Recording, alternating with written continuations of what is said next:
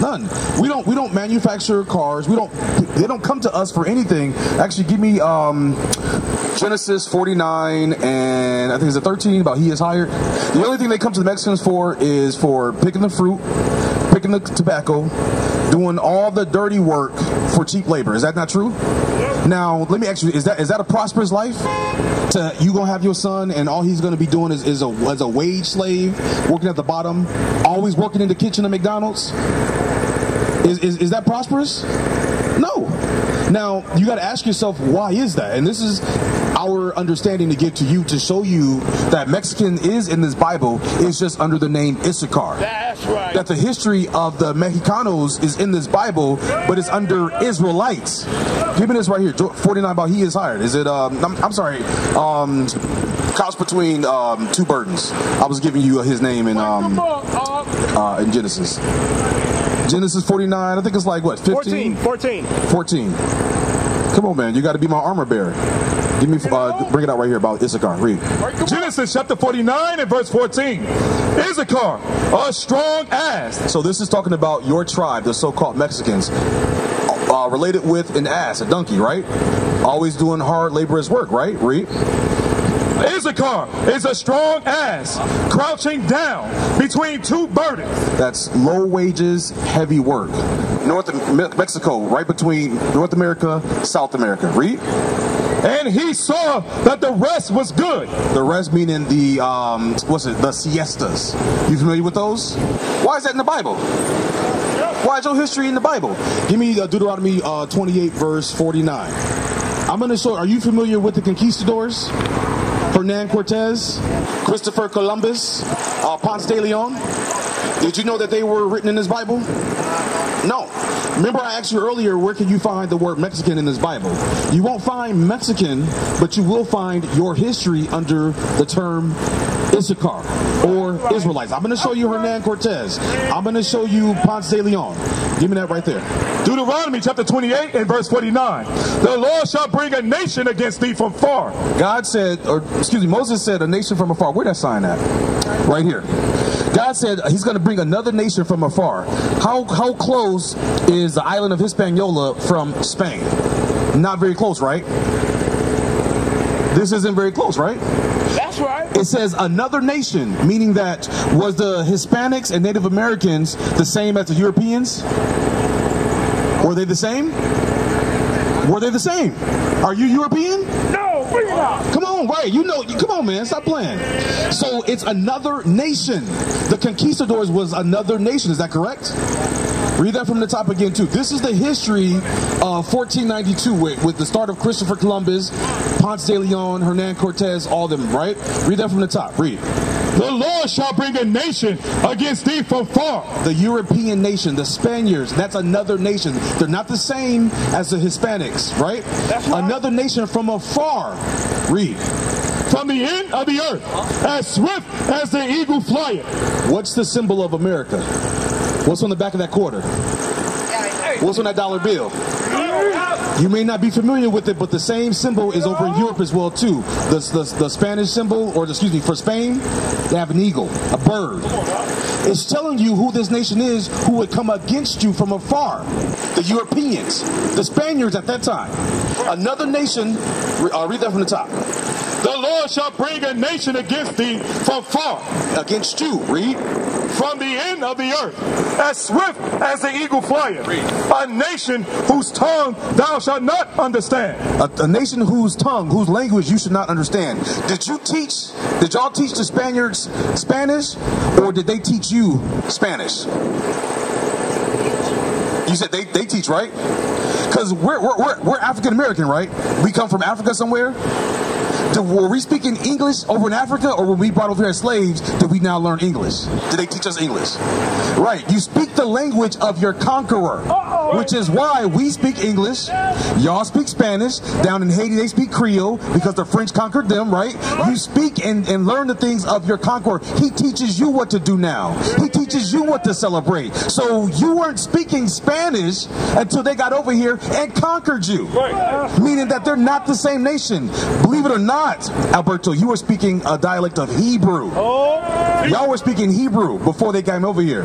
But let's just go back. Let's let the Bible is giving you the history of 1492 and afterwards, right? A nation, another nation whose tongue you would not understand. Read. A nation. I mean, the same nation, these conquistadors, these Spaniards. Read. A fierce continent. What does the word fierce mean, Alberto? Fierce. It means angry. It means, you know what I'm saying, they come over here with swords and stuff like that. Now, when the conquistadors came over here, did they come with the Bible and say, Kumbaya, and here, Alberto, read the Bible? You don't know? You don't know none of your history like that, man? Yeah, but I know how to Okay, I'll tell you, or I'll tell you, you tell me if you agree. They came over here and put y'all to work. Getting the gold, right? Getting the silver, bringing it back to the ship so they could take it back over to Europe. They was killing men, killing women, killing what they call them, the caciques, which is like the leaders at that time, right? Was that part of the history? That's what they was doing? Oh man, you got to look in your history. I assure you. You ever heard of Bartholomew de las Casas? It was a Spanish priest who came over here writing down what he saw as they were trying to convert y'all to Catholicism, as my officer just brought out ahead of time. He's writing down what he sees, and everything that I'm telling you is in that book, as well as other places that is documented. There's a book called Dogs of Conquest. They were using dogs to come against y'all, to tear y'all up. That's in the Bible. It talks about beasts coming against us. All right. The reason why I was asking you that is because I wanted you to understand that what we're talking about now, as your history, was documented way before that by Moses. So what did this other nation do when they came over to America? It said, remember, it said a fierce countenance, right? Read. A nation of fierce countenance, which shall not regard the person of the old. The person, the nation of fierce countenance said they didn't care about the person of the old, meaning that they will what? Kill them. That they will what? Put them in slavery. Read. Nor show favor to the young. They had games where they would see how many so-called Mexicans they could stab through with the sword, bashing babies' heads against rocks and trees. That's your history. And the sad thing is about it, Alberto, I'm telling you about that, and you said you don't even know about it. That's sad. That's your history. But you know why? Give me Hosea chapter 4 verse 6. Hold that real quick. Because you know why you don't know none of that stuff, Alberto? Why this is new to you? It's because your oppressor has done a good job. Now, the conquistadors came into your land, right? This was your land first, right? But now, who do you pay taxes to, Alberto? Who do you go to for that car I asked you about earlier? Who do you pay rent to or mortgage to?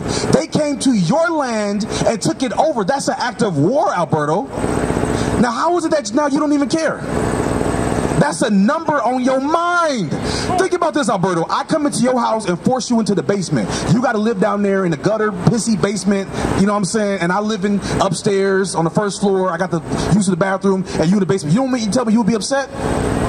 Where do the Mexicans live today, Alberto? What's it called? A barrio. Right. The hood. The ghetto. This is what they forced us to, and you ain't upset? Give me Hosea 4 and 6. This is why you ain't upset. 4 and 6. This is the book of Hosea, chapter 4 and verse 6. My people, the Israelites on this sign, blacks, Hispanics, Native Americans. You a living example right now, Alberto. My people, read. My people are destroyed. That's an example of a destroyed mind, where if you can't give me examples about the conquistadors and what they did to your people. If you don't know that history, you know about slavery and slave ships, right? But you can't name none of the slave masters or the slave ships. We just know just general bits and pieces. That's a sign of a destroyed people. You don't think the Europeans know where they came from? You don't think they know about their history? So it ain't talking about them, it's talking about you, black man. It's talking about us. We are a destroyed people. Why are we destroyed? What Hosea say? For the lack of knowledge. Lack of understanding. How is it that we in the age of information, the computer, the cell phones is at your fingertips, and you don't know that vital information about your history? No, you don't know. Don't play now. Don't try to backtrack. No, you don't know. That is the sad thing. Read this right here. Because thou hast rejected knowledge. You know why you don't know that? You You rejected the knowledge of this Bible, the true understanding of your nationality, Alberto. You claim to be a Mexican or Hispanic, and that's not even a nationality. You know what I'm saying? But we claim these things because we're destroyed as a people. This man came over here to destroy us, and now we just lay down. We accept what it is. My children just gonna go ahead. They might get shot by the police. We gonna pick the oranges, the fruit, the tobacco, whatever sends it up. We accept all that. Why? Read. I will also reject thee. You have to understand that you are one of the greatest people on this earth, Alberto. You are an Israelite. Go back to Deuteronomy chapter 28 and give me verse 15. There's a reason why this is happening. Remember I told you I'm going to show you Mexican and the conquistadors in the Bible.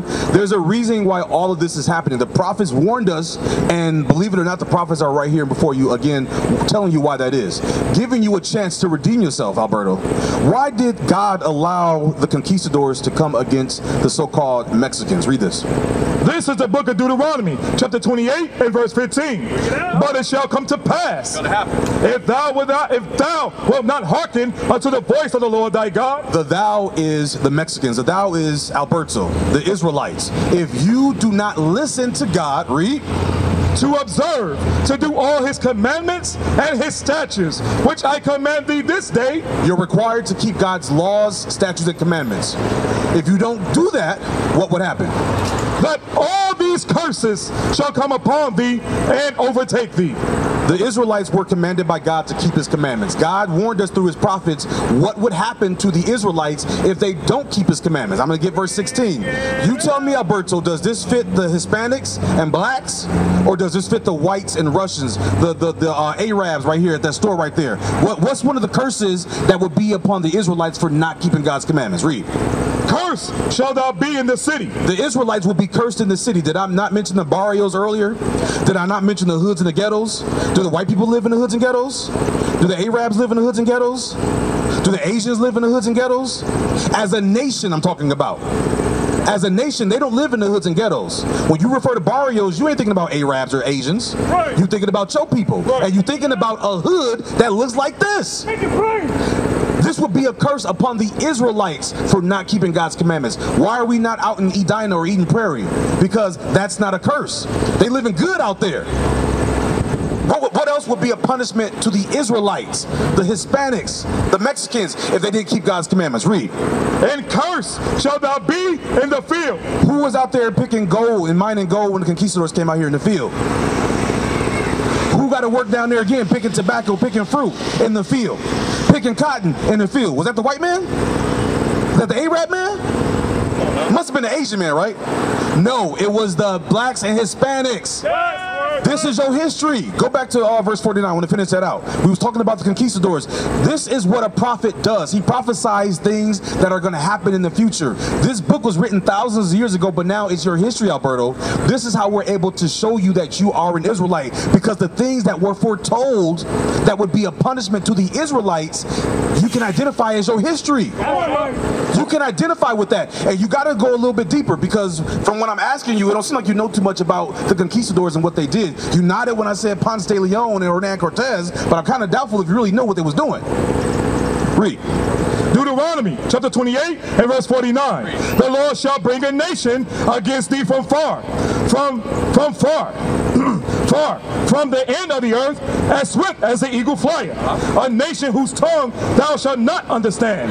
A nation of fierce countenance, which shall not regard the person of old, nor show favor to the young. He, this other nation, what else would he do when he came and conquered your land? Again, that's an act of war, Alberto.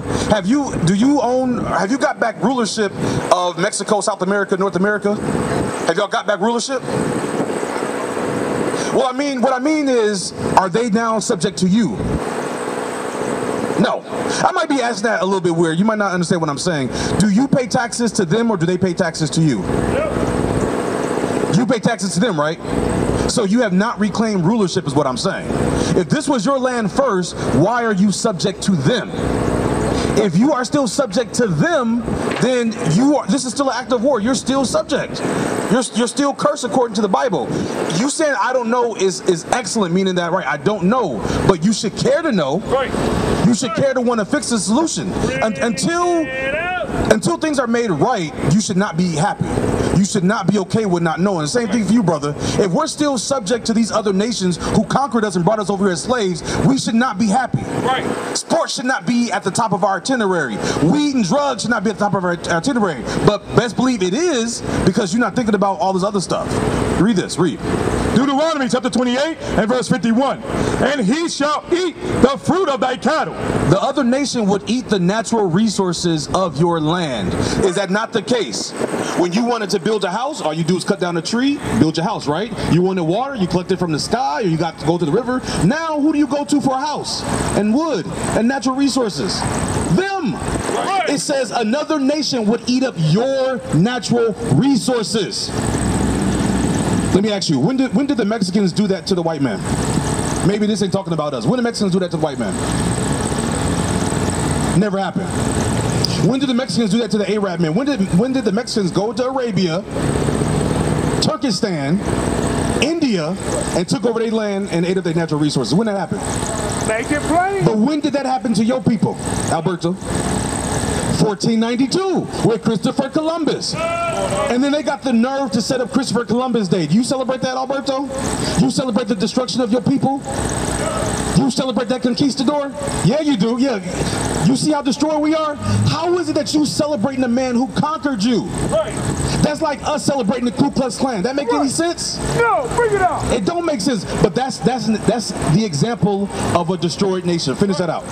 And he shall eat the fruit of thy cattle and the fruit of thy land until thou be destroyed. Until we are destroyed. And again, Alberto, right now we're the living example of a destroyed people. I saw that sign. Okay, so you know what you need to do, Alberto? You see on the back of the flyer, it has our phone number and it has our web address. How old are you?